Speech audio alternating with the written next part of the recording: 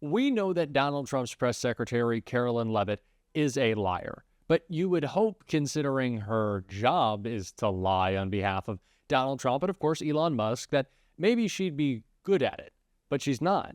She's constantly tripping over her own falsehoods. She's bringing more attention to scandals in the administration. And when she does get caught in her many lies, she just lashes out at the press and melts down.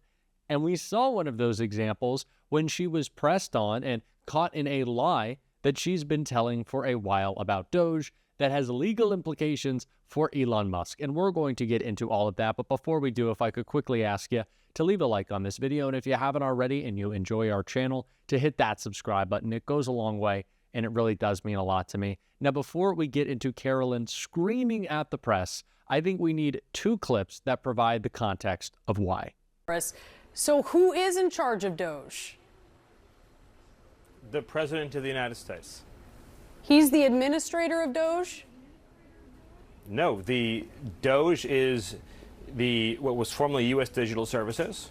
It's an agency of the federal government that reports into the executive office of the president, which reports to the President of the United States. Okay. The way that Article 2 works is a president wins an election, and then he appoints staff, including myself, including Mike Waltz, including Susie Wiles, yes, including Elon Musk, and those staff report to him. Okay, well aware. So Elon Musk a week ago answered a question about transparency at Doge. This is how he spoke about Doge. Well, we actually are trying to be as transparent as possible. In fact, we post our actions to the Doge handle on X and to the Doge website. So all of our actions are maximally transparent. You hear him there. We post our actions. All of our actions are maximally transparent. Does Elon Musk know he's not in charge of Doge? Again, the president runs the government, then the president appoints advisors, including Elon, including myself, including all the other staff here at the White House, and then those staff in turn execute the president's commands and directions to all the agencies of the federal government. This is how democracy works, something that we treasure in America. The whole American people go to the ballot box, they elect the president appoints staff, the staff then administer his orders and directives across the whole U.S. government. Okay, Stephen, I get that, but this is important because we want to talk about who's making the decisions here. There were 300. And I should say, we will make mistakes. We won't be perfect, but when we make a mistake, we'll fix it very quickly. So, for example, with USAID, one of the things we accidentally canceled very briefly was Ebola, Ebola prevention. I think we all want Ebola prevention. So we restored the Ebola prevention immediately, and there was no interruption. But we do need to move quickly if we're to achieve a $1 trillion deficit reduction in financial year 2026. It requires saving $4 billion per day, every day, from now through the end of September. But we can do it, and we will do it. So, of course, those two clips provide important context for why Karoline Leavitt melted down, but I want to get into the first one. So this has been an ongoing saga of who is running Doge. Of course, it was first announced that it would be Elon, and then Trump went back on that. But it came out Elon signed a sworn affidavit that he did, so he was lying under oath. But there's a reason Elon doesn't necessarily want to be locked down into this specific title.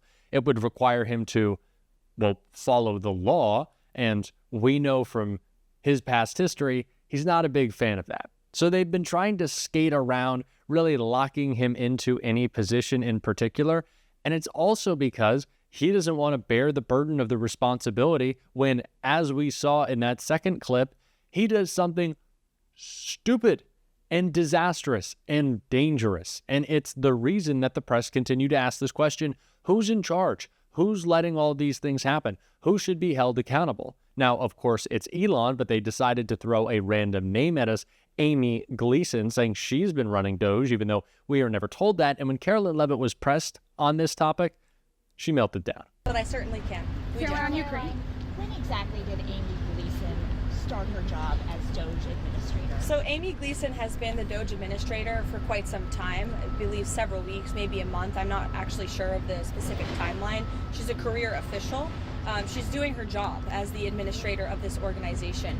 I know everybody's very interested in her name and who she is and what she does. There's a lot of people who work for the federal government. They're just trying to do their jobs, and that's what she's doing. Doge staffers told us yesterday that they found out about her being the administrator yesterday. Why is that?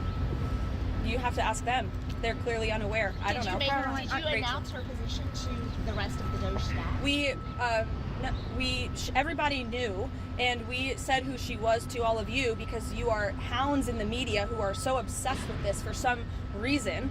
So in the effort of transparency, we told you who that person is. There are so many bigger things in the world than who the Doge administrator is, but for some reason, everybody in the press corps is so obsessed with this that you were incessantly asking. So we thought, okay, we will be transparent. So now you know who it is. Any further questions? Why are you so obsessed with the truth?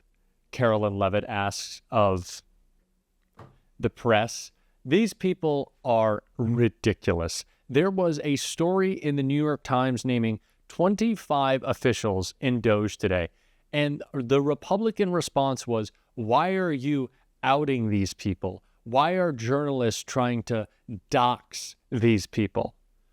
I don't know. I feel like we should be able to know who the White House employees are. All these people talking about our tax dollars and how they're misspent. Elon and his Doge bag saying that there's so much fraud, so much abuse, so much corruption. How about a little bit of clarity? How about a little bit of transparency for where our tax dollars are going? If they're going to do a bunch of Doge bags, I want to know.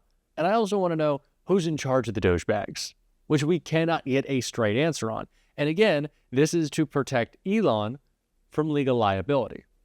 It's also so Elon doesn't have to disclose conversations that he's having with our foreign adversaries all the time, so he doesn't have to divest from his businesses, so he can act in whatever corrupt manner he wants. That is what this is all about for Elon. Karoline Leavitt clearly does not like getting pressed on that. I wonder if she's working more for Elon or for Trump at this point. I guess it's kind of one and the same. And speaking of transparency of who is in Doge, there's a graphic put up, so stupid, by the White House of, how many questions Donald Trump has answered versus how many questions President Biden answered in the first, couple weeks of his administration. It doesn't count as answering the question if you lie every time, by the way, about what you're doing. And speaking of lies, lots of them, as we know, coming out of Doge, and Jasmine Crockett called him out for that in this great clip.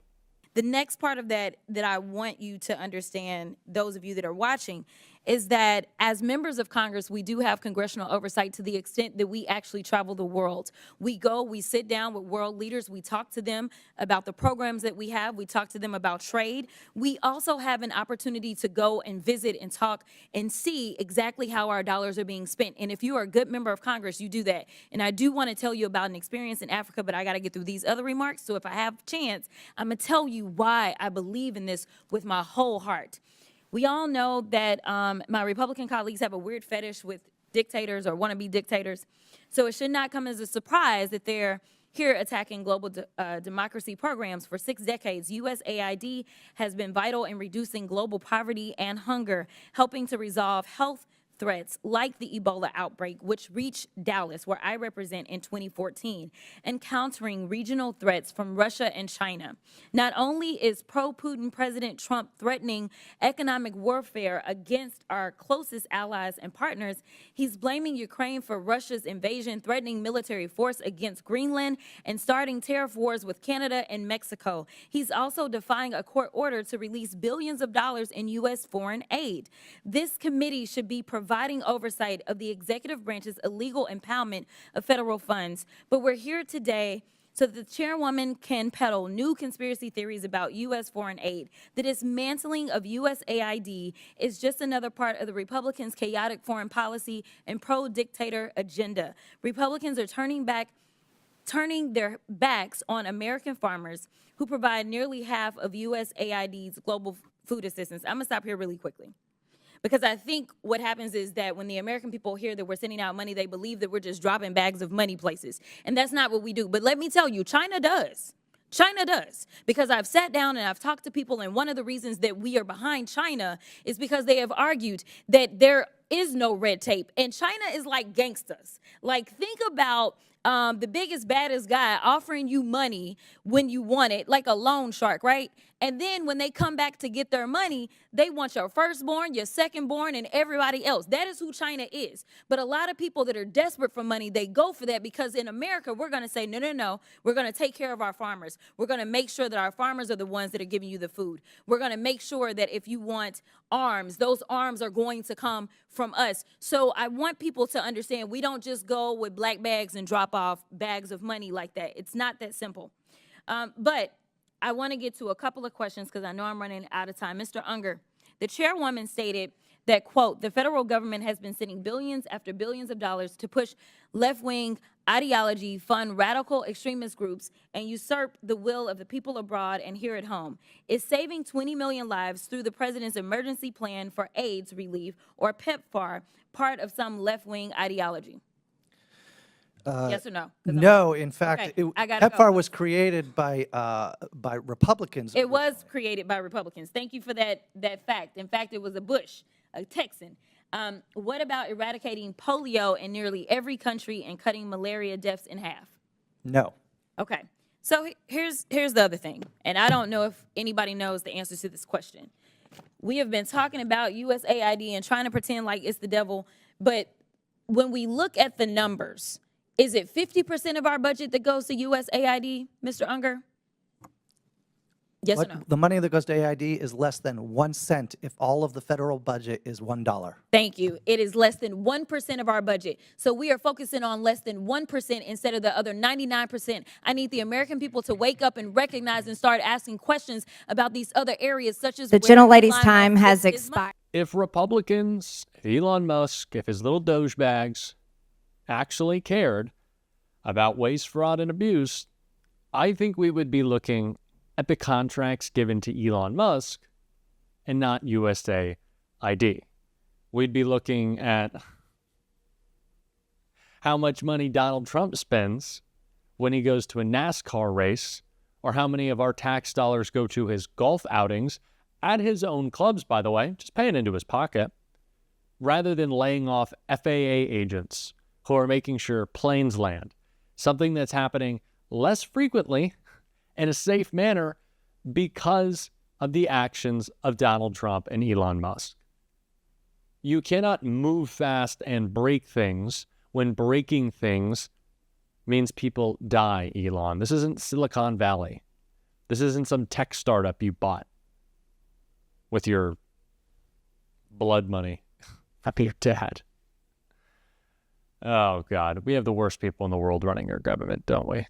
Well, it's our job to call them out, and we're certainly going to be doing that on this show every single day. And if you want to support that, as always, you can hit that subscribe button. You can leave a like on this video, and if you stuck around to the end, you can drop a blue heart in the comments.